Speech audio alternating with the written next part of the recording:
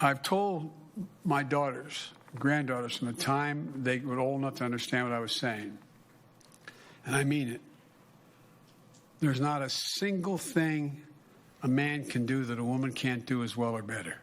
Not a single thing. Including having summits on empowering women. If your name is Bill Clinton, I'm sure our next guest is going to have an opinion on that. But we have to discuss the president's first presser in 65 days. Before we get to that, guys, you are within striking distance of our target of $40,000 for the children starving in our hemisphere. Please, this is the only thing we can do right now, as we're out of power, to take the pressure off the border, to stop those parents handing their children into the clutches of the coyotes. Please, please support Food for the Poor. They're feeding 1 million mouths every day in more than a dozen countries. Every child deserves our help. No child should suffer anywhere. Make a donation today in any amount, but $37 feeds a child for 6 months. 6 months. Be a modern missionary. Be a guardian angel. SebGorka.com. SebGorka. SebGorka.com. Right at the top, the Food for the Poor banner. Make a donation in any amount or call them on 855-330-4673. That's 855-330-4673. sebgorka.com, and right at the top, the very, very first banner. Okay, she's a Fox News contributor. She doesn't even have a bio. What is it with her Twitter account? I guess when you have almost 500,000 followers, you don't need a bio because everybody knows who she is, and you better, because she's a powerhouse. She's a pistol. Lisa Marie Boothe. Welcome back to America First. Sebastian, how are you doing, my friend? Much better for having you on this show. It'll help me recover from the... Was that a press conference? What was that, Lisa? I don't know. I don't know. But what I do know is if you were any adversary of hers, you were watching that press conference and you were saying to yourself, I am going to clean up over the next 4 years of this administration, because there's no way anyone can watch that realistically and be honest and say that Joe Biden has a handle on the presidency. I mean, the man was completely incompetent, could barely finish sentences. At one point, he had a reporters, fill him in on the words he was trying to say and finish his thought. And that's supposed to be our commander-in-chief? I mean, spare me. It's not projecting weakness or not projecting strength. It's projecting weakness. So if you're a Democrat voter who voted for this man, do you want your money back right now, Lisa? Well, I think they felt like they had no choice. I mean, orange man bad, right? I mean, that was what was pounded into them by the media who lied about President Trump for 4 years. And I mean, think about it this way. This is the one thing I was thinking about the other day. So you had President Trump that got more than half of our Middle East peace deals that we've ever had in the United States or the history of the United States of America in one term. Yeah. Barely got any attention at all. Barely any attention. And then Joe Biden adopts dogs, and that makes like national news, right? So I mean, that's what we're up against as conservatives. I mean, it's absolutely ridiculous. They lie, and not only do they lie, but they don't give credit where credit is due. So I don't know if they're going to regret it. However, I do think that a lot of suburban moms, I think a lot of Republicans that maybe voted for Joe Biden or sat this one out, I think they're going to regret it. Now, I have to ask you, because he did reveal something in that press conference. So not only has he given Kamala Harris this utter political career killer of being the point person for the border, he said, I'm going to run again. Hang on a second. I thought he said he was going to be a one-term candidate. How do you are such a keen observer of all matters political and outspoken.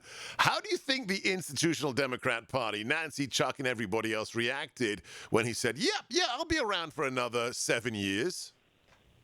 Well, I think they see him as an empty suit and a placeholder. I mean, even if he remains in office throughout the duration of his 4 years, I can't remember the specific numbers, but I know there was a poll not too long ago that showed, I believe it was the majority of Americans didn't think that he would finish, a complete term or didn't think that he would run again or something to that nature. I cannot remember, I'm off the top of my head right now. But basically, I mean, this is an assessment that a lot of Americans have of the feeling that he's not going to run for office again if he even finishes this term. I mean, he clearly is not up to task for the job. So I would be willing to bet the House that he doesn't want to run for re-election in 2024. But your point about what he's doing with Kamala Harris is really interesting because he's setting her up for failure. Yes. I mean, because he already reversed the policies that were working with President Trump were made in Mexico, the safe third-party agreements with the Northern Triangle countries. A lot of the things that President Trump was doing were working. And now he's putting her in charge of, after reversing all these successful policies. You're right. I mean, he's setting her up for, it's kind of a hit job. Yeah, I want to know who's behind it because I don't think Sleepy Creepy came up with that by himself. We're talking to Lisa Marie Boothe. Follow her on Twitter right now, Fox News correspondent. Lisa, I played that that audio at the top for a reason, with Biden lecturing us that there's nothing a man can do better than a woman. And old sexist that I am, I want to see the figures for how many women there are as deep sea oil rig welders and how many women there are in the coal mines. But let me ask you, as a woman, let me do a little bit of identity politics here. When he said there's nothing a woman can do, there's nothing a man can do better than a woman, was he also referring to the fact that Kamala has agreed to meet with Bubba Bill Clinton tomorrow to talk about women's empowerment? Is that the person you'd ask about women's empowerment? Of course not. And it just shows how full of it. I said this last night on Sean Hannity's show.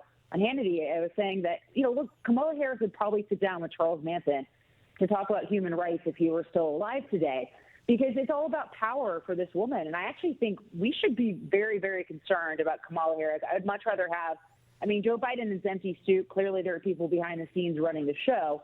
But Kamala Harris is calculating. Yeah. And she is entirely motivated by power, so much so that she could call Joe Biden essentially, a racist, sexual harasser, and then sign up to be his VP and basically accuse Brett Kavanaugh of, gang rape and being a sexual abuser when obviously there was no evidence to support that, but is sitting down with Bill Clinton, who's been credibly accused of rape, credibly accused of a number of things, and took advantage of an intern, which is, an undeniable fact. Yeah. But she's going to sit down with him to talk about women's rights. This woman has no soul. She has no integrity.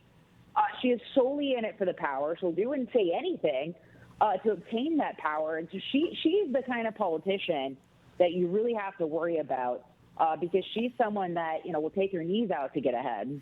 She'll Tonya Harding you. Tonya Harding, yeah, that is a good description. We've only got a few seconds left. You are very, very outspoken patriot, and I just want you in front of our millions of listeners. It's not just about Donald Trump. He's going to decide whether he runs or not. Is the GOP enough? Is it MAGA enough? Is it America First enough? Couple of seconds, Lisa. Well, I think that the 2020 election cycle, I think there's some people that probably need to go on the right. People like Liz Cheney that, probably need to go. I think they've... I don't think they diplomatically put, Liz Cheney needs to go, and I want to see somebody called Lisa Marie Boothe run. Now that would be exciting. God bless you. I'm Sebastian Gorka. This is America First and the Salem Radio Network. Your call's next.